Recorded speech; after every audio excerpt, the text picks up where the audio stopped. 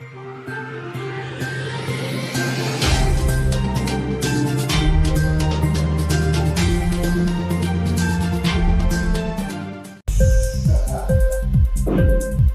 TV prime time news కి స్వాగతం.